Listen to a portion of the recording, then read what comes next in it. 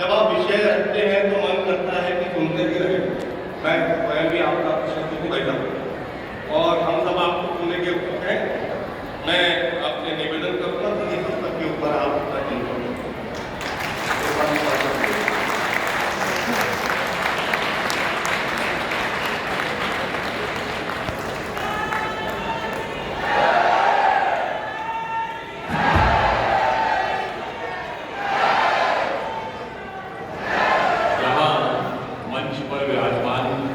विश्व हिंदू परिषद के अंतर्राष्ट्रीय संगठन मंत्री आदरणीय विनायक राव जी, बजरंग दास बागड़ा जी, वीरेंद्र जी, मुख्य अतिथि रोहतास गोयल जी, मेरे मित्र मनोज अरोड़ा जी, समस्त मंचासीन महानुभाव और इस सभागार में उपस्थित सभी भाइयों और बहनों, आज हम जब यहाँ पर वनवासी क्षेत्रों में काम करने वाले उन साधकों के द्वारा आयोजित उस कार्यक्रम में आए हैं, तो सर्वप्रथम तो मैं संघ और विश्व हिंदू परिषद के उन प्रचारकों को अपना नमन करना चाहूंगा जिन्होंने उन वनवासी क्षेत्रों में, दूर और दुर्गम क्षेत्रों में किस रूप में काम किया है। जो हम बचपन में कभी संघ की शाखा में सुनते थे कि हम केशव के अनुयायी हैं, हमने वो पढ़ना सीखा है। और आगे की पंक्ति, अंधकार में बंधु भटकते, पंथ बिना व्याकुल दुख सहते, पथ दर्शक दीपक बन तिल तिल हमने वो जगना। तो जिन्होंने अपने जीवन का क्षण समर्पित किया, उनको मैं सर्वप्रथम नमन करना चाहता हूं। फिर इस महान कार्य में, इस महान यज्ञ में जिन लोगों ने धन और संसाधन के माध्यम से अपनी आहुति दी है, वो सभी जिन्होंने अपना योगदान दिया है, वो भी साधुवाद के पात्र हैं। चूंकि हमारे धर्मशास्त्रों में कहा गया है कि धन दो प्रकार से व्यय होता है, एक सुख वैभव ऐश्वर्य और भोग विलास में, परंतु वो अनेक प्रकार के विकार उत्पन्न करता है। परंतु जो धन धर्म के मार्ग से व्यय होता है, धनात् धर्मः ततः सुखम, जो धर्म के मार्ग से व्यय होता है वही सुख का कारण बनता है। और क्यों बनता है? आपने बहुतों ने सुना होगा कि किसी के पास बहुत पैसा आ जाए तो लोग कहते हैं इसको बड़ा गुरूर आ गया। पुराना गीत था ना, यही पैसा तो अपनों से दूर करे है, ये दिमागों में पैदा गुरूर करे। मगर जब आप धर्म के प्रति श्रद्धा भाव से उस धन को व्यक्त करते हैं, व्यय करते हैं, तो वो पैसा नहीं माता लक्ष्मी हो जाती है। तो कभी आपके मन में वो अहंकार का भाव नहीं होता। और कैसे अहंकार का भाव नहीं उत्पन्न करती, मैं उसका एक उदाहरण देना चाहता हूं। एक पुराना किस्सा है कि अब्दुल रहीम खान खाना अकबर के प्रधान सेनापति थे, बहुत धार्मिक प्रवृत्ति के थे, उनके पास बहुत धन संपत्ति थी, तो दान दक्षिणा करते रहते थे। तो एक बार वो लोगों को दान दे रहे थे, तो महाकवि गंग उनसे मिलने आए और उन्होंने देखा कि जो जो कोई व्यक्ति नजदीक आता है तो दान देते हैं, तो सामान्यतः व्यक्ति के मन में गर्व का भाव आता है। मैंने देखो इतने सारे लोगों को आज कितनी चीजें बांटी, परंतु उन्होंने देखा कि अब्दुल रहीम खान खाना का सर आंखें झुक जाती। तो उन्होंने छंद में उनसे प्रश्न किया कि सीखी कहां नवाब जू, ऐसी देनी देन, जो जो ये कर उठत है, क्यों क्यों नीचे दें। तो जानते रहीमदास ने क्या जवाब दिया? देनहार कोई और है, भेजत है दिन रैन, लोग भरम मुंह करें ताते नीचे। तो जब आप धर्म के भाव से धन का व्यय करते हैं, तो आपको ये हमेशा आभास रहता है कि देनहार कोई और है, भेजत है दिन रैन, कभी मन में भाव नहीं आता। अब मैं आता हूं उस विषय पे जो हमारे वनवासी गिरवासी भाई हैं। अभी मनोज जी कह रहे थे जो वंचित रह गए, जो अलग रह गए, मैं मानता हूं वन में जाकर कोई वंचित नहीं रहता। वन में तो वह अद्भुत शक्ति है। ये बताइए, भगवान राम ने, अभी हम सब ने जय श्री राम बोला था, भगवान राम का अवतार किस लिए हुआ था?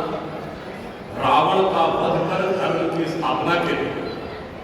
पर यदि रावण वध मात्र से धर्म की स्थापना होती तो बहुत आसान था। वो अयोध्या के राजा के रूप में पैदा हुए थे, अयोध्या की सेना लेके जाते, रावण का वध कर देते। पर इससे धर्म की स्थापना होती क्या? नहीं।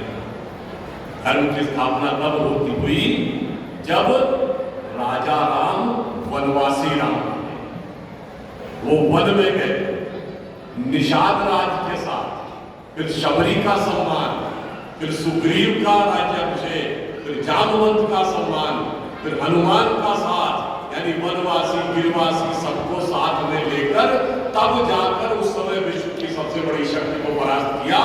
तो महान भगवान राम वनवासी राम बनकर हुए, राजा राम बनकर नहीं हुए। इसीलिए आप सबको ध्यान हो, तो अगर हम हनुमान चालीसा पढ़ते हैं तो उसमें क्या लाइन है? सब पर राम तपस्वी राजा, जिनके काज सकल गुण साजा। वो तपस्वी राजा तब तो वन में जाकर ही करना पड़ता है। और ऐसा ही नहीं, कौरवों को शक्ति कब प्राप्त हुई? 12 वर्ष का वनवास और 1 वर्ष का अज्ञातवास। भगवान महावीर को ज्ञान कब प्राप्त हुआ? 12 वर्ष वन में जाकर। भगवान बुद्ध को ज्ञान कब प्राप्त हुआ? वन में जाकर। इसलिए जब वन में जाते हैं तो अपनी आत्मिक चेतना का उत्थान होता है। इसलिए आप समझिए कि वन कितना पवित्र क्षेत्र है, तो उसके लिए जो लोग समर्पित है वो कितना महान काम कर रहे हैं। और एक और मैं फैक्ट बताना चाहता हूँ, शायद आप में से कुछ लोगों को पता हो, कुछ लोगों को न ध्यान हो। हमारे यहाँ वेद अपौरुषेय माने जाते हैं और वेद के 4 हिस्से हैं, संहिता, ब्राह्मण, आरण्यक और उपनिषद। संहिता क्या है? कलेक्शन ऑफ मंत्रास, मंत्रों का संकलन। ब्राह्मण ग्रंथ क्या है? उन मंत्रों को किस प्रकार से प्रयोग करना है कर्म पाठ। और अरण्य का अर्थ क्या होता है? जंगल, वन। तो तीसरा भाग है अरण्यक, यानी वन में जाकर ऋषियों के साथ विचार विमर्श, जो मन में प्रश्न उत्पन्न हुए उनका जो उत्तर आया वह अरण्यक है। और उपनिषद क्या है? उसके अंदर जो दार्शनिक तत्व है, जो सार है, वह उपनिषद है। तो अगर आप देखें तो वहां भी वास्तविक ज्ञान वन में जाकर ही उत्पन्न होता है। परंतु आपको पता है, जो वन में रहते हैं उनके पास सामर्थ्य तो अपरिमित होती है, पर सामर्थ्य वो भूले हुए होते हैं। जैसा कि अभी बताया जा रहा था कि 5000 वर्ष के बाद कोई हमारे पास आए, ऐसा वहां के बंधुओं को लगा। तो जानते क्या होता है? हनुमान जी थे, सबसे बड़े बलशाली थे ना, अतुलित सामर्थ्य थी, भगवान का कार्य सबसे ज्यादा हनुमान जी ने किया। तो क्या था? अपनी शक्ति भूले हुए थे और देखने में वो बहुत साधारण लगते थे, परंतु अंदर जो शक्ति थी उसका आभास कुछ समय के बाद होता है। जैसा कि उदाहरण आता है रामचरितमानस में कि जब भगवान राम ही लंका में जाकर सीता माता का पता लगा लेते हैं और सीता जी को विश्वास हो जाता है ये भगवान राम के दूत हैं, और भगवान कहते, हनुमान जी कहते हैं कि माता आप चिंता मत करिए, बस उसी समय में हम आएंगे, राक्षसों को मारकर आपको रुष्ट करा के ले जाएंगे। तो सीता जी क्या कहती है? राक्षस तो बड़े शक्तिशाली हैं, बड़े बलशाली हैं, बड़े मायावी हैं, और वानर तो तुम्हारी तरह हैं।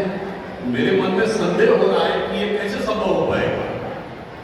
जो रामचरितमानस में लिखा है तुलसी ने, सीता जी हनुमान जी से कहती हैं, है सुत कप सब तुम ही समाना, और जात उठान अति भट बलवान, मोरे हृदय परम संदेह। इसलिए मेरे हृदय में संदेह, जैसे वो कहती है मोरे हृदय परम संदेहा, तो हनुमान जी क्या कहते हैं? सुनी कवि प्रकट की निज देखा। तब जो अपनी वो विराट देह दिखाई वो क्या थी? कनक भूधराकार शरीरा समर भयंकर अति बल बेटा। और जब वो विराट स्वरूप देखा तो सीता मन भरोस तब भय हो पुनि लघु रूप बरस। इसका क्या होता है? हमारे वो वनवासी गिरवासी भाई, उन्हीं के अंदर वह अद्भुत विराट शक्ति है जो वो भूले हुए हैं। और मैं साधुवाद देना चाहता हूँ हमारे उन प्रचारकों को जो जाकर उस शक्ति का स्मरण करा रहे हैं। और वैसे ही हमारा समाज भी अपनी शक्ति भूला हुआ है, बहुत दिन से भूला हुआ था। बहुतों ने हमारे मानस पर कब्जा कर रखा था, कभी मेघालय का कब्जा, कभी मार्क्स का कब्जा, कभी मार्केट का कब्जा, उसने भी हमारी शक्ति भुला दी थी। और अब जब वह शक्ति प्रखरता के साथ उभर कर सामने आती जा रही है तो बहुत से कार्य में आकर खड़े हो जा रहे हैं जो नहीं चाहते कि वो समाज अपनी वह शक्ति याद कर सके और उस विराट स्वरूप में सामने आ सके जो सिर्फ भारत के लिए नहीं, विश्व के लिए भी सबसे बड़ा प्रेरणा का स्रोत है। मैं अपना अनुभव बताना चाहता हूं। एक बार मैं पहले भी बता चुका हूं, 2014 के लोकसभा चुनाव से पहले की बात है और उस समय हमारे वर्तमान गृहमंत्री अमित शाह जी जनरल सेक्रेटरी के रूप में अयोध्या गए और उन्होंने वहां संकल्प व्यक्त किया कि हमारी सरकार आई तो अगर राम मंदिर बनेगा। तो एक टीवी चैनल पर डिबेट में एक कांग्रेस पार्टी के प्रवक्ता थे, वो अंग्रेजी में बोले कि today we are the youngest nation in the world and new generation aspire for innovation, new technology and want to make India economic super power of the 21st century and that is Ram Mandir fix in the emerging economic super power young technologically oriented India of 21st century। आप लोग किस जमाने की बात कर रहे हैं? मैंने उनसे कहा, मान्यवर, हम भारत को सिर्फ इकोनॉमिक सुपर पावर नहीं बनाना चाहते। इकोनॉमिक सुपर पावर तो बहुत से देश हैं, हांगकांग, ताइवान, सिंगापुर, मकाऊ, ये वर्ल्ड के लीडर बने क्या? आज मैं आपसे पूछूं दुनिया में सबसे ज्यादा पर कैपिटा इनकम किस देश की है? सिंगापुर। तो टेक्निकली सबसे अमीर देश कौन है? सिंगापुर। पर वर्ल्ड लीडर है क्या? ना। अगर किसी कंट्री को वर्ल्ड लीडर बनना है, other than economy, military and intellectual potential, उसको कुछ मूल्यों का प्रतिनिधित्व करना पड़ता है, सर्टेन सेट ऑफ वैल्यूज दिखानी पड़ती है और मानवीय मूल्यों का श्रेष्ठतम स्वरूप यदि किसी एक चरित्र में दिखता है तो वो है भगवान श्री राम। इसलिए महान भारत का उद्भव बगैर राम मंदिर के भूमि है।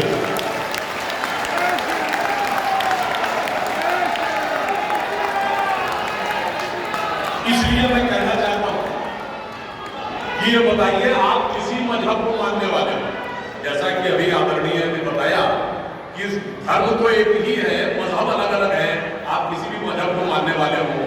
पर ये बताइए आप अपने घर में क्या चाहिए कि आपके 4 बेटे हो, चारों इतने आज्ञाकारी हो कि पिता के एक वचन का मान रखने के लिए सारा राजपाट धन संपत्ति छोड़कर वन में जाने को तैयार हो, भाइयों में इतना प्यार हो कि एक वन में जाए तो दूसरा साथ में वन में जाने को तैयार हो और तीसरा थाली में खड़ाऊ रख के लाए और वो खड़ाऊ रख के राज्य पर शासन न करके उन्हीं के नाम से केवल कर्तव्य का पालन करने को तैयार हो। ये 4 भाइयों का आदर्श है। और दूसरा एक आदर्श 4 भाइयों का ये भी है, 4 भाई थे, शुजा, मुराद, दारा और औरंगजेब। एक ने बाकी 3 यानी शुजा, मुराद, दारा का कत्ल कर दिया, बाप को जेल में डाल दिया और इतना ही नहीं, जेल में बंद अपने बाप के पास अपने सगे बड़े भाई दारा चिको का सर काटकर थाली में सजाकर भेजा। तो मेरे भाई बताओ, थाली में रखे हुए बड़े भाई की खड़ाऊ देखना चाहते हो या थाली में रखे हुए बड़े भाई का सर? इसलिए मैंने कहा कि जो भगवान नहीं भी मानते हैं, कभी सोचो, हमें तो इस बात पे गर्व होना चाहिए कि जो लोग जो मार्क्स और मैकाले के प्रभाव की दुर्बुद्धि से इसे काल्पनिक भी कहते हैं, उनसे कहते हो मेरे भाई ऐसी कल्पना भी दुनिया में कहीं तो नहीं हुई जहां भाई भाई को मारकर गद्दी में बैठता रहा, बेटा बाप को मारकर गद्दी में बैठता रहा। इसलिए जब हम उठेंगे तो समाज में यह मूल्य दिखेंगे। इसीलिए हम दुनिया के एकमात्र देश हैं जहां पर कि कभी हमने किसी दूसरे पे इन्वेजन नहीं किया, क्योंकि हमारे यहाँ कन्वर्जन का कॉन्सेप्ट नहीं। फिर भी हमारे दिमागों में बहुत सारी झूठी बातें बैठाई जाती कि हमारे यहाँ बड़ा भेदभाव था, हमारे यहाँ अमुक वर्ग को उठने नहीं दिया जाता था, वनवासियों के साथ किसी प्रकार का भेदभाव होता था, जैसा कि अभी बताया जा चुका है कि भगवान राम का राज्याभिषेक पहले हुआ था, सीधे क्या ना, निषाद राज का राज्याभिषेक, सुग्रीव का राज्याभिषेक हुआ था, शबरी का सम्मान हुआ था, तब राम का राज्याभिषेक हुआ था। इसलिए हमारे यहाँ सबके सम्मान के बाद राम का सम्मान होगा। और इतना ही नहीं, कुछ एक झूठ हमारे दिमागों में बैठा दिया। जैसे आप सब ने कथा पढ़ी होगी कि एकलव्य का अंगूठा कटवा लिया द्रोणाचार्य, पढ़ा है ना आप सबने? ये बताइए कितनों ने महाभारत को स्वयं पढ़ा? मेरे विचार से हम में से किसी ने भी कभी महाभारत में वह प्रसंग पढ़ा ही नहीं होगा एकलव्य वाला। और अगर हम यह भी विनम्रता से पूछे कि महाभारत के कौन से चैप्टर में है, तो भी शायद हम में से किसी को ध्यान नहीं होगा कि महाभारत के वन पर्व में एकलव्य का उल्लेख है। मगर देखिए मार्क्स और मैकाले का प्रभाव कि हमारे दिमागों में ऐसा भरा हुआ है कि ज्ञान इससे आबद्ध है बगैर पढ़े। अब मैं आपसे कहूंगा, जाइएगा, जाकर पढ़िएगा, ना अवेलेबल हो तो इंटरनेट पे जाकर सर्च कर लीजिएगा, ना हो तो जो महाभारत सीरियल आया था उसका एपिसोड जाके यूट्यूब पे देख लीजिएगा। किस्सा ये था कि जब आपको चाहे आपने कथा सुनी होगी कि कुत्ते का मुंह बाणों से भर गया जो एकलव्य ने तीर चलाए, और जब वह तीर अर्जुन निकालते हैं तो उस कुत्ते के मुंह में खरोच तक उस बाण से नहीं आई होती है, तो वो चौंक जाते हैं क्योंकि ये सामान्य तीर नहीं है। उन्होंने कहा कि दिव्य अस्त्र कि मुंह में पूरा तीर से भर गया मुंह, और इसके बाद में खरोच नहीं आई। आप कहेंगे दिव्यास्त्र का मतलब क्या?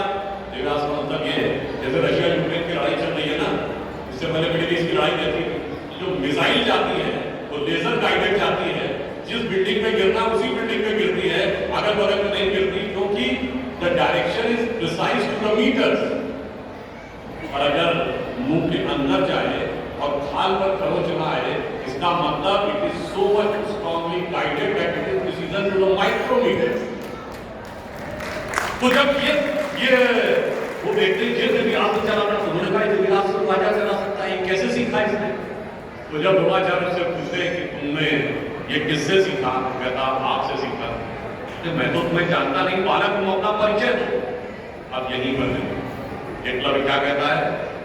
मैं मगध नरेश जरासंध के प्रधान सेनापति हिरण्यधनु का पुत्र एकलव्य।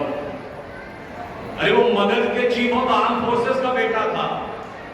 यदि आप ये कह रहे हैं कि वनवासी था, भी यही पूरा वाक्य को पूरा करो कि वो सेना अध्यक्ष था। अगर देखिए कितनी चालाकी से छुपा लिया आधे तथ्य को, और उसके बाद हमारे दिमागों में भर दिया कि ये बहुत गलत किया। बताइए, हमारे हिंदू धर्म के दो महाकाव्य रामायण और महाभारत, दोनों का रचयिता कौन? रामायण का रचयिता महर्षि वाल्मीकि, जो संस्कृत के आदि कवि माने जाते। आज जो वाल्मीकि समुदाय है वो किसमें आता है? शेड्यूल कास्ट में। महाभारत के रचयिता और वेदांत और मीमांसा के रचयिता महर्षि वेदव्यास, जिनकी मां मछुआरे थी, वह समुदाय किसमें आता है? कुछ राज्यों में, दिल्ली में शेड्यूल कास्ट में, यूपी में अति पिछड़े थे। मेरे भाई संत रैदास, नामदेव, कबीर, दादू, ये सब पूज्य संत हुए, फिर भी हमारे दिमागों में ये भरा जाता है। और कौन भरता है? वो लोग भरते हैं जो अपने यहां समाज के गरीब वर्गों की खरीद फरोख्त करते हैं। और आपको ये भी बात बता दूं, जब हम कभी अपने यहाँ कहते फॉरेन ट्रेवलर्स ने दिखाओ क्या लिखा है, तो मैं ये बात आपसे कहता हूं, इसको भी जाके चेक कर लीजिएगा। किसी फॉरेन ट्रेवलर का सबसे ऑथेंटिक जो रेफरेंस माना जाता है वो चंद्रगुप्त मौर्य के समय में मेगास्थनीज आया था ग्रीस से, जिसने अपनी किताब लिखी है इंडिका, आज से 2300 साल पहले।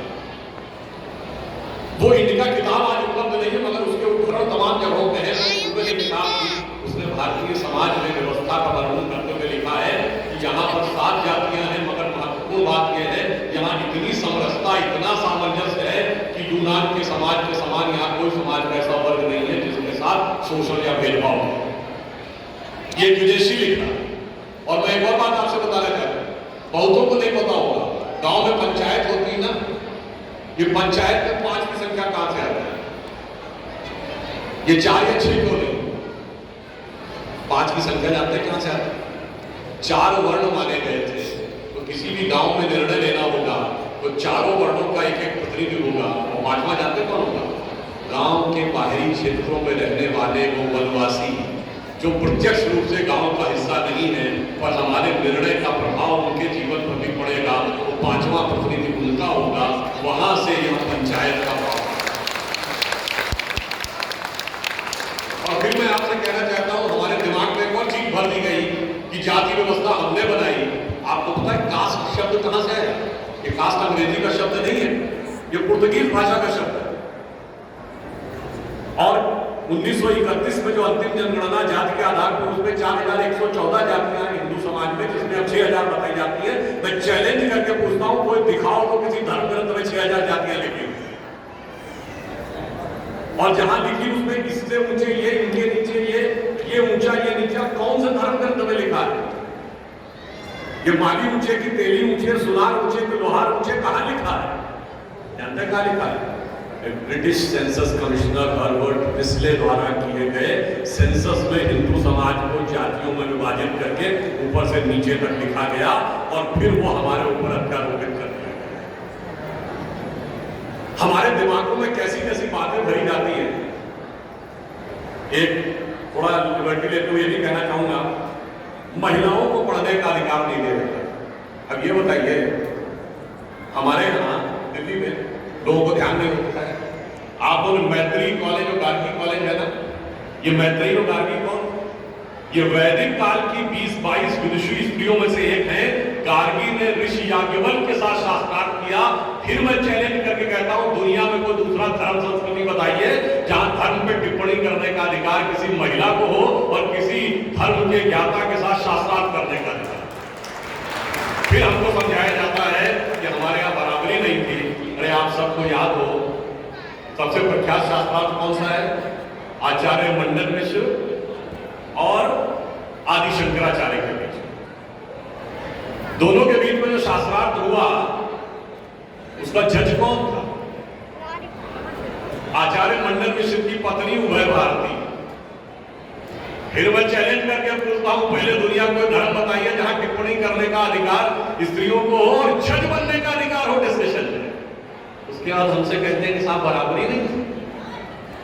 इसलिए मैं कहना चाहता हूं कि हमारे यहाँ तो समाज में जिस प्रकार से एकाकार करके सबको साथ में लिया जाता था, बराबरी का तो आलम ये था, बराबरी नहीं थी। ये सच है, हमारे यहाँ बराबरी नहीं थी। हमारे यहाँ मातृशक्ति को पहले रखा जाता था। इसीलिए हम क्या बोलते हैं? सीताराम, सीता पहले राम बाद में। लक्ष्मी नारायण, लक्ष्मी पहले नारायण बाद में। गौरी शंकर, गौरी पहले शंकर बाद में। राधे कृष्ण, राधा पहले कृष्ण बाद में। माता पिता, माता पहले पिता बाद में। और इसीलिए हमारे जितने भी प्रतीक हैं, भारत भी माता है, धरती भी माता है, प्रकृति भी माता है, गीता भी माता है, गंगा भी माता है, गाय भी माता है, गायत्री भी माता है।